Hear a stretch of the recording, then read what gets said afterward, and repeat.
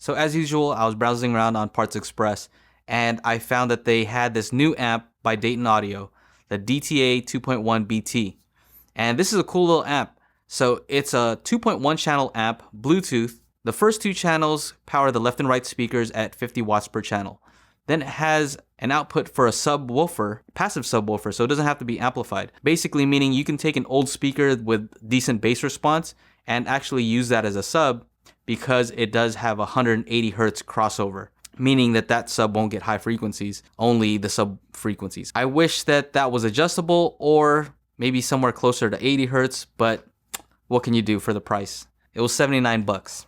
It has 3 inputs: Bluetooth, you have your RCA inputs, as well as a 3.5 millimeter input jack.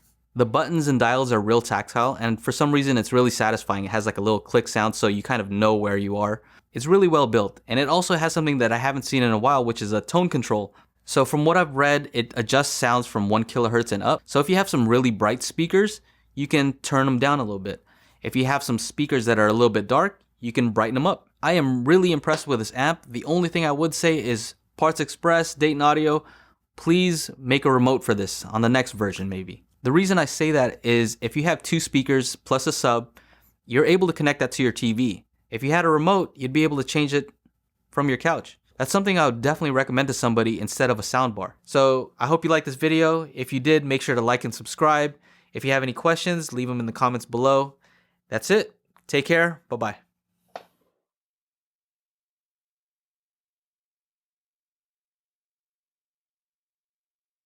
You know, I might get that for the backyard. That little, this is the amplifier. Yeah.